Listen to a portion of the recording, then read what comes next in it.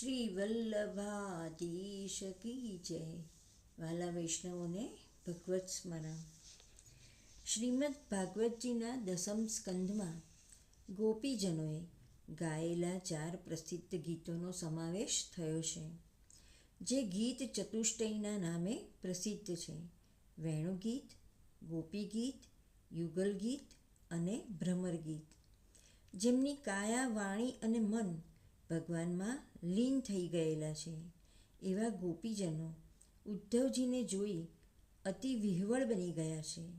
ભગવાનની બાળ અને કિશોર લીલાઓનું વારંવાર સ્મરણ કરતા બધી લૌકિક પ્રવૃત્તિઓ ત્યજી લજ્જાનો ત્યાગ કરી ગાન કરતા રડી રહ્યા છે. કોઈ એક ગોપી અંતઃકરણમાં પ્રિયતમના મિલનનું ધ્યાન કરતી હોય છે. ત્યાં જ એક ભ્રમર આવે છે. આ ભ્રમરને ઉદ્દેશી ગોપીજનો જે કહે છે તે ભ્રમર ગીત. પણ ભ્રમર તો માત્ર બહાનું જ છે. મૂળ નિશાન તો ઉદ્ધવજી અને ખુદ પ્રિયતમ છે. એટલે કે ગોપીજનોએ ઉદ્ધવજી અને પ્રિયતમને ઠપકો આપ્યો છે.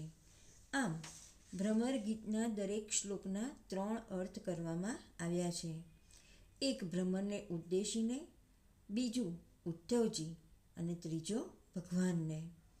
ભ્રમર ગીત બીજા ગીતો કરતાં સમજવું કઠિન છે. ગોપીજનો એમ માને છે કે ભગવાને જ આ ભ્રમરને દૂત તરીકે અમને મનાવવા મોકલ્યો છે.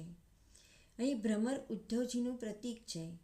ભગવાને ઉદ્ધવજીને મોકલ્યા છે, પણ મોટા ઉપર દોષારોપણ કરવું ઉચિત નથી. એટલે ભ્રમરને નિશાન બનાવી ગોપીજનોએ વિરહ અને દુઃખ વ્યક્ત કર્યું છે. અહીં ગોપીજનોના 2 દોષ થયા છે. ગોપીજનોને નિશ્ચય થયો કે ભગવાન લક્ષ્મીજી સાથે રહ્યા છે અને ગોપીજનોને સારું લગાડવા માટે દૂતને તેમની પાસે મોકલ્યો છે. તેથી તેમને માન થયું, તે તેમનો એક દોષ. અને ભ્રમરના બહાને એમને ઠપકો આપ્યો છે, તે બીજો દોષ. પણ ગોપીજનોના બધા દોષનું નિવારણ ભગવાન કરે છે. શ્રી વલ્લભાધીશ કી જય.